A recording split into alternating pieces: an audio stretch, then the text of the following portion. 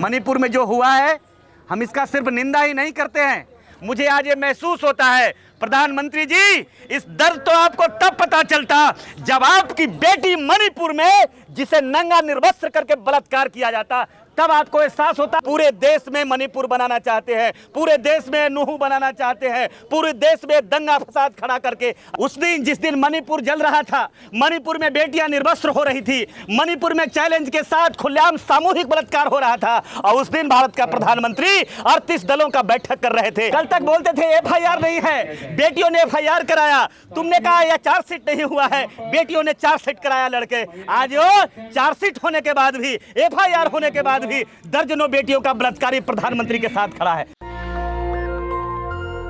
बहुजन आंदोलन का हम एक सिपाही हैं, ये हमारा परिचय है। महिलाओं का समर्थन करते हैं कि जो फूलन देवी जी का और मणिपुर में जो महिलाओं के साथ घटना घटी है, तो आपको कैसा फील होता है कि आप उस महिला की भावना को समझ सकते हैं जब उसको निर्वस्त्र करके हजारों लोगों के बीच में घुमाया जाता है, तो आपकी क्या फीलिंग? हमने तो जैसे ही सुना कि आप कदम बढ़ा रही हैं राजबाला सैनी जी महिलाओं के न्याय के लिए, समाज के कमज़ोर वर्ग की आवाज़ बनने, तो मैंने नंगे पाँव दौड़े दौड़े आया है।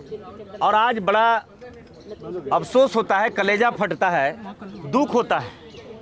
आज पुनः वो शब्द भी आ गया, मणिपुर की घटना ने वो दिन याद करा दिया जिस दिन वीरांगना भारत के सदन में गरजने वाली बेटी, जुल्म की शिकार महिला जिसके साथ बलात्कार हुआ था, लेकिन फिर भी स्वाभिमान से जिंदगी जीना शुरुआत कर दी थी, उनके आज पुराने जख्म को मणिपुर ने ताज़ा कर देने का काम किया है, खोदने का काम किया। प्रधानमंत्री जी, आने वाला ये समय जो होगा, आपको तो लगता है कि नहीं 2024 का बहुत बड़ा मिसाइल हमें मिल रहा है, लेकिन आपको बता दो, जितने आप जुल्म करोगे, जितने आप नफरत करोगे, उतना इस देश के लोग गुस्से में ईवीएम से ऐसी सजा देंगे कि आपके सारे संघ परिवार को मैं चेतावनी देता हूं, माँ की छठी का दूध याद आ जाएगा। आपको होशियार रहना, ये पूरे बहुजन जाग रहा है, देश जाग रहा है। मुझे मालूम है कि आज इस देश में लड़ाई क्या है, देश में वेद और संविधान की लड़ाई है।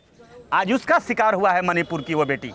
मणिपुर में जो हुआ है, हम इसका सिर्फ निंदा ही नहीं करते हैं, मुझे आज ये महसूस होता है प्रधानमंत्री जी, इस दर्द तो आपको तब पता चलता जब आपकी बेटी मणिपुर में जिसे नंगा निर्वस्त्र करके बलात्कार किया जाता, तब आपको एहसास होता। स्मृति ईरानी जी, जब आपकी बेटी के साथ घटना होती, सरकार में बैठे लोग तब होते, बड़ा अफसोस होता है। जब पार्लियामेंट की कल कार्यवाही चल रही थी, पार्लियामेंट संसद जब चल रहा था, वहां ब्रजभूषण शरण खड़ा थे, शर्म आती है, अफसोस होता है, दुख होता है। आप सवाल कर रहे हैं तो जरूर मैं उत्तर दे रहा हूं, लेकिन अंदर ये ज्वालामुखी है, अंदर में इतनी गुस्सा है, इतनी दुख है।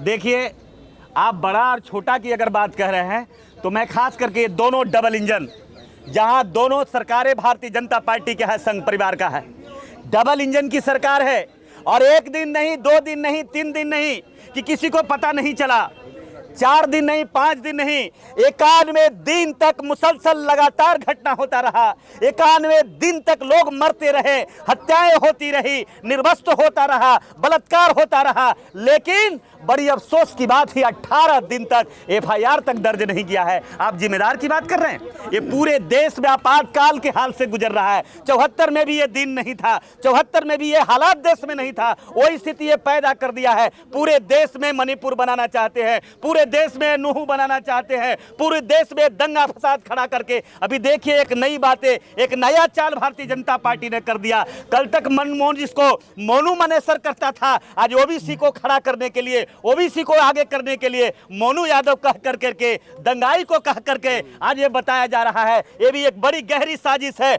ओबीसी के लोगों, एससी एसटी के लोगों, समझना ये समय आ रहा है। आपको अगर गुस्सा है, आपको अगर दुख है, तो उस दुख का बदला अगर लेना, 2024 में जो बाबा साहब ने शस्त्र दिया है, उस शस्त्र का प्रयोग करना और इनकी मां की छठी का दूध याद करा देना। क्या आपको लगता है कि अगले साल बदलाव हो जाएगा? कोई रोक ही नहीं सकता है।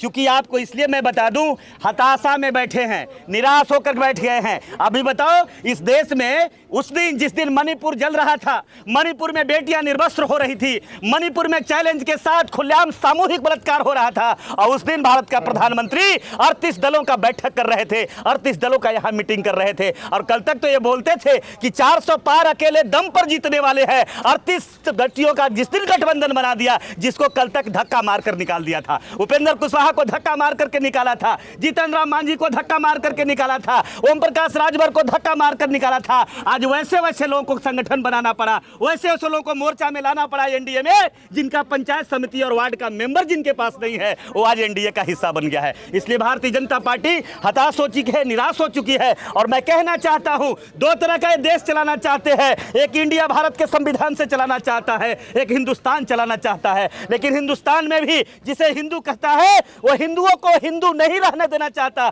अगर हिंदू रखता तो मंदिर स्वच्छ हुआता नहीं।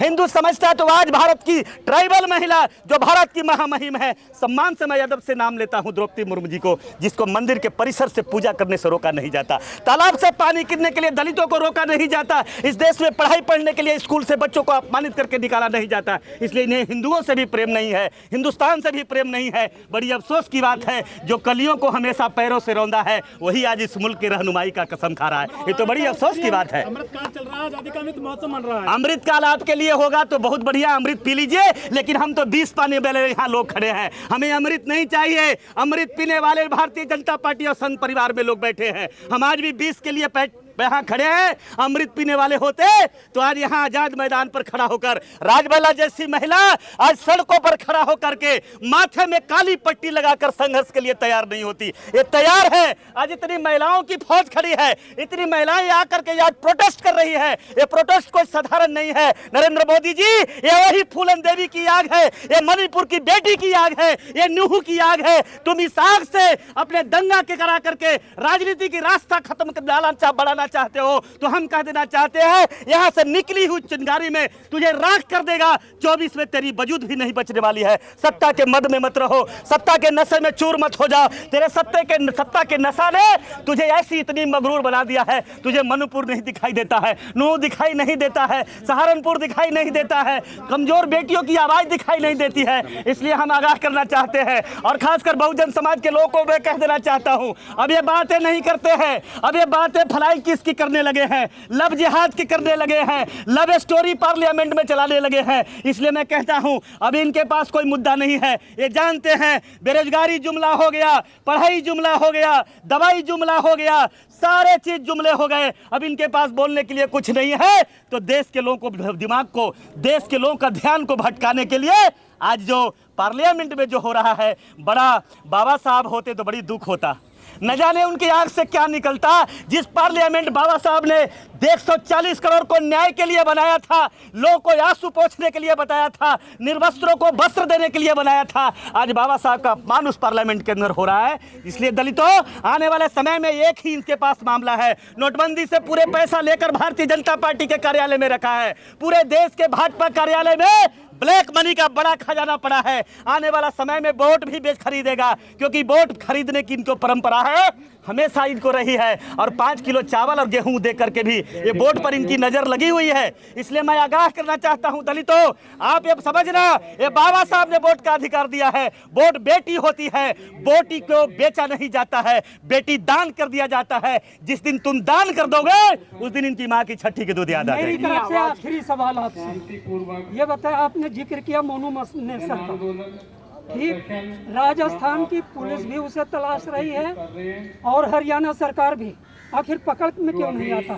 एक तरफ कांग्रेस की सरकार है, दूसरी तरफ आप मुझे बताओ राजबाला हमारी बहन यहीं पर आज कई दिनों तक महिला पहलवानों बलात्कारी जिसके लिए आंदोलन चला रही थी, वो प्रधानमंत्री के कुर्सी के पीछे कल के सदन में आपने फोटो देखा होगा, वहां बैठा है। हिम्मत हुआ क्यों नहीं? कल तक बोलते थे एफआईआर नहीं है, बेटियों ने एफआईआर कराया। तुमने कहा यह चार्जशीट नहीं हुआ है, बेटियों ने चार्जशीट कराया लड़के। आज वो चार्जशीट होने के बाद भी, एफआईआर होने के बाद भी दर्जनों बेटियों का बलात्कारी प्रधानमंत्री के साथ खड़ा है। अरे किससे उम्मीद की भीख मांगते हो?